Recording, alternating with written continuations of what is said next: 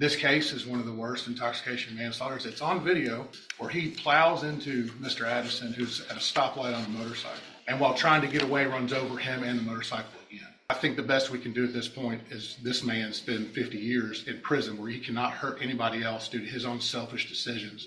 And the fact that you are truly saying that you think you touched something and got PCP when you have had PCP cases over and over and over again, and you're on parole and you kill someone. It's a nightmare. Today we're in Judge West's courtroom, and we've got a defendant who genuinely believes that the world revolves around him. This man has no care for anyone else besides himself, and every decision he makes just proves it. He's selfish, reckless, and honestly the walking definition of the criminal with a trail of chaos behind him. What makes this case even worse is that the consequences he's facing now should have hit him a long time ago. The system gave him chance after chance, and all he did was use those chances to hurt more people. Now the bill finally came due, and it's tragic that it took a loss of life to get us here. Do you think the system failed the victim long before this hearing even started? Let's go ahead and dive in.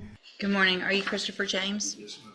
And Mr. James was previously in court, entered a plea of guilty to the first-degree felony offense of intoxication manslaughter with a vehicle. I've received the pre-sentence report and also a supplemental memorandum from probation that includes several letters from the victim's family members. Has everyone had an opportunity to review all of that? Yes, we have, Your Honor. Are there any additions or corrections to that pre-sentence report? No, Your Honor, I just want to make the court aware Mrs. Addison, the deceased's wife, would have been here today to do victim impact. She had to go to the hospital yesterday. She's able to tune in, I believe, and watch us. The rest of Mr. Addison's family is here, and his mother is going to want to do victim impact at the end of sentencing. Okay, thank you, Mr. Nichols. Any witnesses with regard to sentencing? No additional witnesses, Your Honor. All right, Mr. Lewis, you may make argument. Okay. Judge, of course, this was a very tragic situation that has affected a lot of people. The decedent, Mr. Addison, his family, as well as Mr. James and his family. It was a situation where, this was a combination of a long substance abuse history of Mr. James. The assessment that's provided in the PSI here says that there was about a 20-year relationship between Mr. James and different substances over a period of time.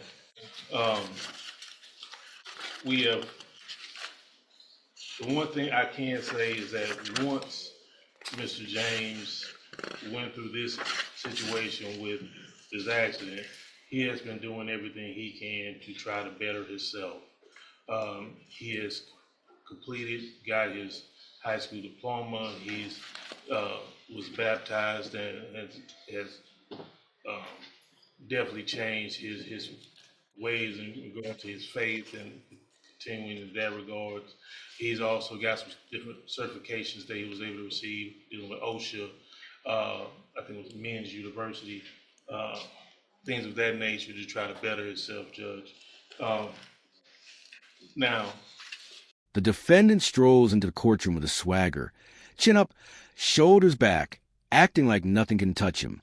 Even though he's facing serious DUI charges, he smirks at the officers, leans back in his chair, and looks completely unbothered.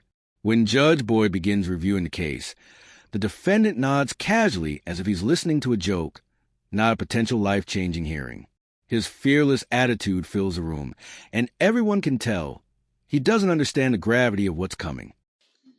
It's no secret he does have a long criminal history that even included dealing with PCP, which is the same substance that was involved in his accident, and as well as other serious offenses. I do want to address something as far as I know there's some situations here dealing with the jail instances, and I know how the court proceeds or looks at the situation here dealing with those. Mr. James, if you look at these situations, majority of them did come from situations involving him and other inmates, as far as any type of fight or anything like that, which unfortunately some things he can't avoid. But as far as anything dealing with being disrespectful, anything towards jail employees or things of that nature, there's one situation I think that they were talking about that it wasn't an actual write-up, but it was notated. He has been a trustee over there for a period of time at the jail as well. Now, I do want to point out that, of course, some of those situations that Mr. James was able to do to better himself, of course, could definitely increase his earning potential as far as what he has as far as his job situation. He does have significant family support. His brother is here today in the courtroom, who This entire situation is just tragic on every level. You look at this man's criminal history, and it's a long list of bad decisions stacked on top of even worse ones. Yet somehow he's been repeatedly released back into society. That's what makes this so infuriating. He wasn't just a risk, he was a fully lit warning sign that no one wanted to acknowledge. The fact that he was still free to roam around and do as he pleased is honestly shocking, and the victim's family now has to live with the loss of a father, a husband, and a friend because the system didn't do its job when it mattered. What makes this case especially painful is how preventable it truly was. If the court had recognized the danger he posed, which was not exactly subtle, this man wouldn't have had the chance to drive under the influence and take someone's life. People talk about rehabilitation, but you can't rehabilitate someone who refuses to help themselves. And that's exactly what we're seeing here. A man who ignored every warning, every opportunity, every lifeline. He can earn as many certificates and degrees as he wants now, but nothing changes the reality of what he did. The worst part is that all the regret he's suddenly showing feels like it only surfaced once the consequences hit him. And that makes it hard to believe he's remorseful about the victim. He's remorseful about the situation he's now stuck in. It shouldn't take the worst possible outcome for people to wake up and realize they need to change. But for him, that moment came way too late, and now the damage is irreversible.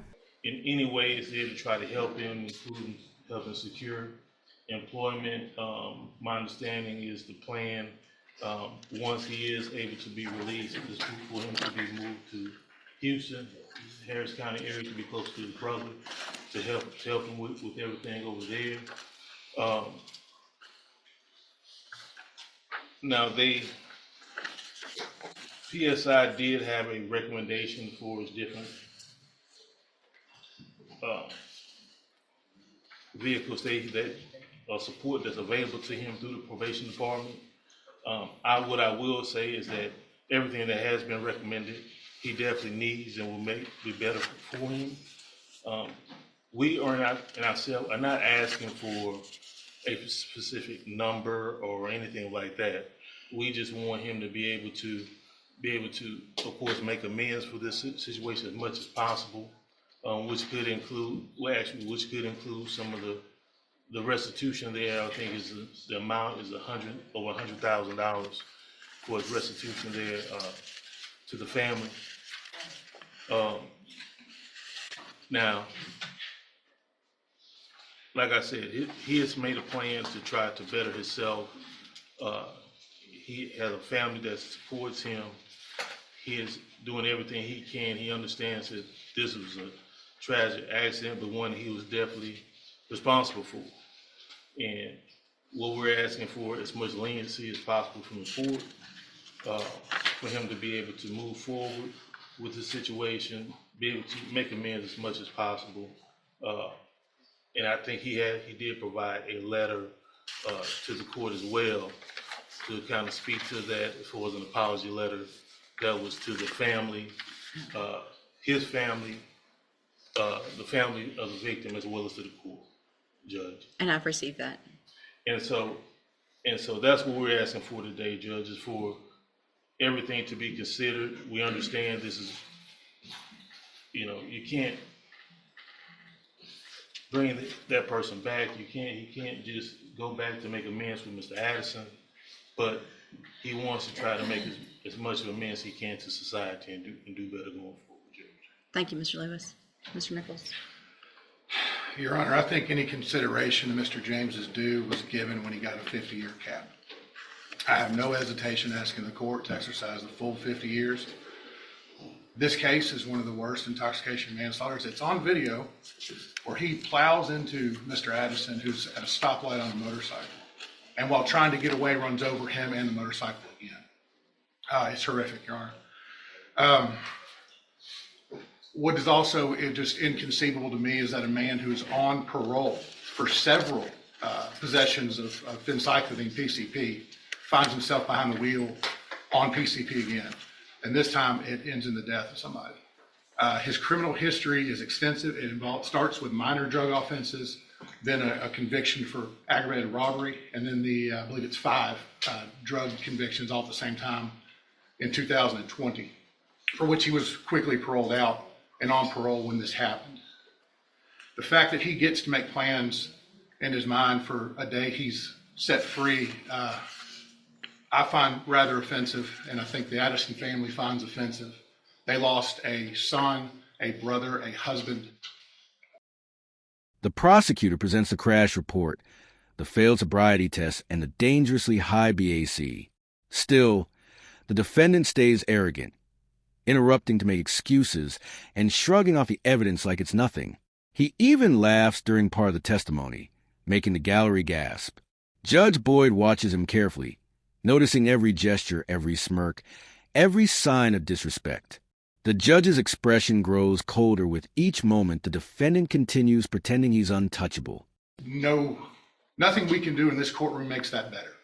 This man should not get a single ounce of leniency, period. His attorney is doing what every defense attorney does, trying to get the best possible outcome for their client, but that doesn't mean the client deserves it. You don't get to beg for mercy after ignoring every warning sign life handed you. He had countless chances to get clean, to get treatment, to stop before he killed someone, and he wasted every single one of them. When you take someone's life because of your own reckless decisions, you lose the privilege of asking for special treatment. And honestly, if he truly wanted to show he was sorry, he would have walked in, pled guilty, and accepted whatever the state handed him. That's what accountability looks like. But instead, he's here trying to shave years off the sentence he earned through his own decisions. And let's be blunt, he's lucky the cap is only 50 years. Many states would have hit him with life without parole, and no one would have argued it. If you take a life, the fairest consequence is spending the rest of yours behind bars. Especially when you weren't some first-time offender. You were a walking red flag with a criminal past longer than the docket sheet. And then trying to flee the scene after killing someone? That told the judge everything they needed to know. The man deserves the full 50, and honestly, society is safer for it. And sometimes the justice system is a poor substitute for what people lost. I think the best we can do at this point is this man spend 50 years in prison where he cannot hurt anybody else due to his own selfish decisions and continued use of substances. It's in the pre-sentence report. He minimizes his own addiction, his own dependency. He even claimed he did not know how he could have gotten PCP in his system the day this happened, that maybe he touched a bottle and it transferred through his skin, and I find that reprehensible, Your Honor. And that's why I'm asking the court for that full 50 years. All right, thank you.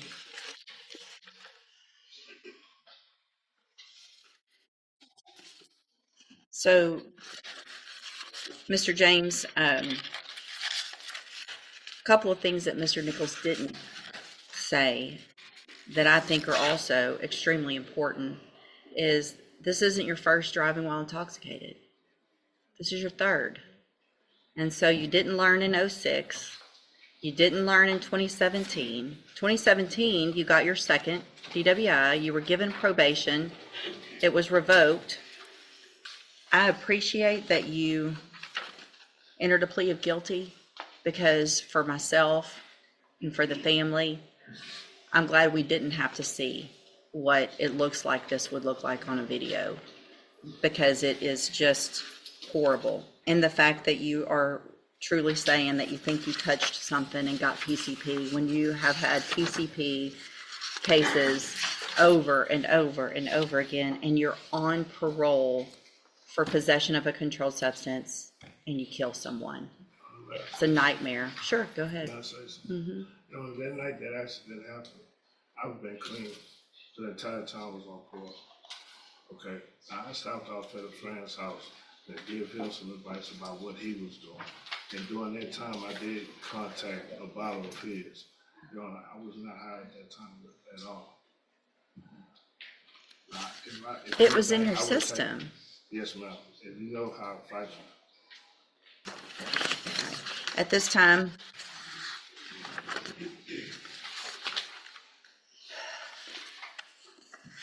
Based on your history, based on the nature of this offense, I'm going to find that you entered your plea of guilty freely and voluntarily. I'm going to find sufficient evidence to find you guilty, and at this time find you guilty of intoxication manslaughter. I'm going to sentence you to a term of 50 years in the Institutional Division of the Texas Department of Correction. There will be a deadly weapon finding based on the indictment alleges a deadly weapon. You will receive credit on this sentence for any time that you've been in custody that the law gives you the right to receive. I'm going to hand you the trial court certification that shows this was an agreement and I followed it, and so you've waived your right to appeal. I have also handed you a written admonishment regarding your ineligibility to possess a firearm or ammunition. Because of the judgment entered against you, you're ineligible under Texas law to possess a firearm or ammunition. Possession of a firearm or ammunition could lead to charges against you. Firearm is a legal term, and you should read the written admonishment I provided you to see what devices qualify as a firearm. If you have questions about the laws that make you ineligible to possess a firearm or ammunition, or about how long that lasts, you can talk with Mr. Lewis. There's really so many other things I could say about how horrible this is, and rarely am I out of words, but I really don't have the words to say what a tragic circumstances based on your behavior this led to.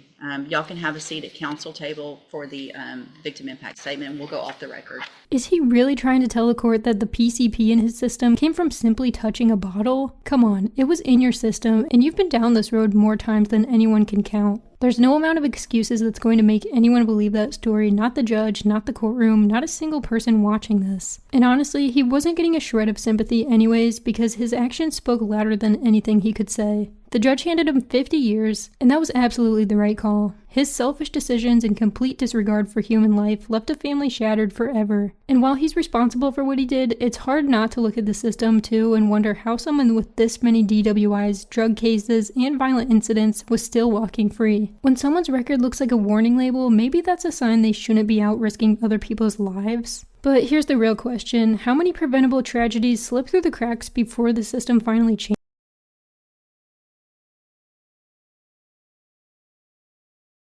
Judge Boyd finally addresses the defendant directly, laying out the real dangers of intoxicated driving, the lives risked, the damage done, and the complete lack of remorse shown in court today. The defendant tries to talk back, but the judge cuts him off immediately. The fearless mask begins to crack as he finally realizes the judge isn't buying the bravado.